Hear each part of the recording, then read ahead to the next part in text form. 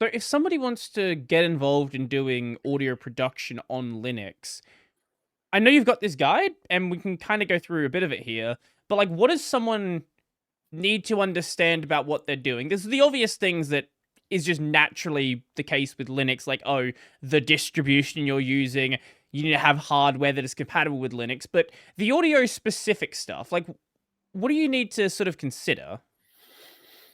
So that's also something I am like, I have an opinion on it, but I also respect other people's opinions. Mm, Like so many people that are longer in Linux, they for instance, they swear by the power of Jack, for instance, mm, the mm, this and they know how to set it up, and they have tons of like, I don't know, use cases that they can really make it a good thing. But for me, in the beginning, when I started with Linux, I felt pretty overwhelmed by these things. Like, why do I have to configure an audio server first before I can actually use my programs? mm, And then Pipewire came along, and I am anyways addicted to adopting new stuff. That's why, I understand, like, in the Linux world, there's many things like Wayland, mm, Flatpak, all these things that are controversial.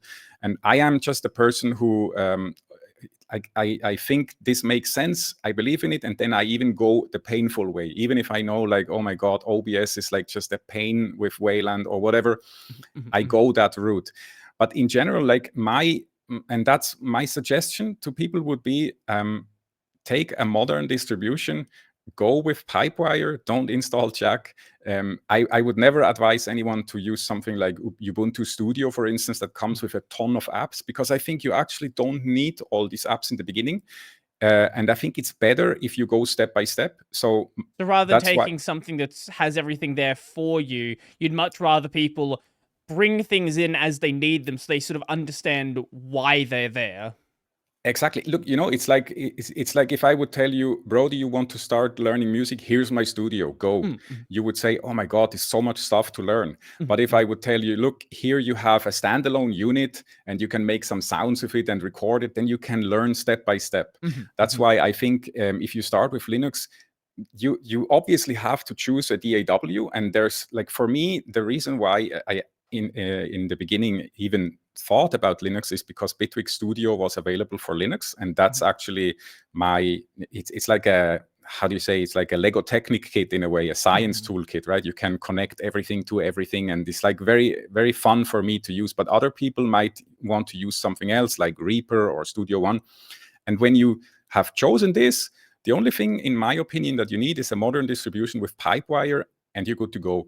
If you then need more performance, then you need to tweak the real-time aspects a little bit, but that's really only a couple of steps. I think personally, you don't need much more to start. And actually, I think it's best if you don't have much more to start and mhm. just go step by step, right? Yeah, real-time audio is something that I should probably properly configure on my system because it is kind of relevant for what I'm doing with, the live streaming and the video capture stuff. I've had a number of audio capture issues over my time. And I'm Yeah. pretty sure I know why they're there. And I'm pretty sure doing this would probably fix them as well. I did start using, I started capturing my mic through Jack in Pipewire, so the Pipewire Jack stuff, and the problems have mostly gone away, but that does kind of limit me in certain ways, and it doesn't help with other situations. So I probably should go through and make sure everything is sort of configured for nice low latency audio. Yeah.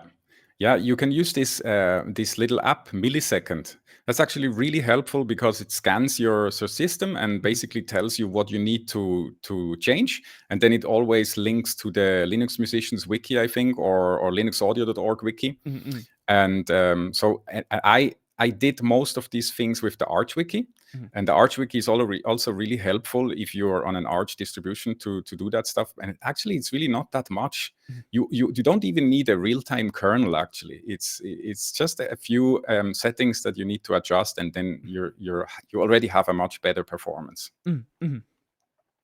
So, when it comes to the hardware you're picking, what do you need to consider on that side? Because I can't, I don't want to turn my camera because I'll never get it back to where I have it. I have something massively overkill for what I'm doing. I have a Yamaha MG10XU here, so I can plug a bunch of junk into it.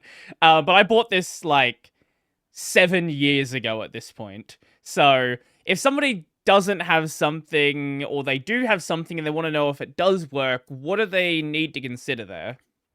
So maybe I want to tell you something a little bit, like as a preface to this, basically, because I also wasn't aware of this. Nowadays, if I tell you, if someone asks me what audio interface will work with Linux, I say just make sure it also works with iOS or iPad OS, and then it also works with Linux. And that was actually one of the biggest drivers in the beginning to make stuff work on Linux, because of Apple's stubbornness and closedness.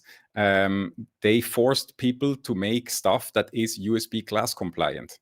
And if something is USB class compliant, it's most likely also going to work on Linux. But that's only one part of it. I think there's tons of interfaces that work because they are class compliant, but then they still don't come with software, so you cannot configure the routing and stuff. What I did, and it's kind of like it feels like sometimes I ask myself, why do people even ask themselves what to take? But then it's also a little bit unfair, because what I did, I chose an interface that can be configured entirely on the hardware. That's why I don't use any software at all. And that's also, sometimes I think like maybe I am cheating a little bit with my claim that Linux music production is amazing, because I think I did my homework in that sense, that I chose stuff that is really simple and makes no problems. So I have an RME Fireface, and that's a multi-channel interface. With class compliance, you also have some limitations, like you can only have 24 inputs, I think, and the interface would support more. But it's not a problem for me. It might be a problem for others, though, right? So yeah, I think the hardware is still difficult. Focusrite, I know there is like an open source driver. There's a FOSS initiative, actually, and they have also the backing of Focusrite. Like Focusrite, I think, provides all the units to test. So if you get a Focusrite interface, then you even have a nice software router where you can this is route all done the as signals. of about 2 years ago, according to this Reddit post. Yeah. So there's the really simple stuff that doesn't need software, right? And then the complicated things, I think RME is a good option because it's really high end and you can configure everything on the unit. But then again, like some people say, I will never touch the unit. It's crazy, like with shift and menus. And for me, it's okay, because I wanted to use Linux. I wanted to do that. And then I just, took this as a given. I have to go this path, But there are a couple of options now, and there are even some that have nice software. Yeah, I can understand the software being an issue as well. Like, I'm looking at this from like the gaming side, and it has all of the same problems where, you buy some fancy keyboard or some fancy mouse, and it's gonna work. You're gonna be able to plug in the keyboard, plug in the mouse, and it works. But then, it might have a bunch of macro keys, it might have a bunch of light configuration stuff, and all of that is done with some software that is just not available on Linux. And sometimes, like, I buy Logitech stuff because there is good support on Linux, but there's so many other things out there where there's probably nothing available, and you just can't really do as much as you want to do with it. Great example of this as well is my Elgato Stream Deck. This is my macro pad. And I'm very happy that as of a couple of years ago, there is an open source driver for this that lets you do basically everything you want to do. But for a long time, it was just an expensive paperweight.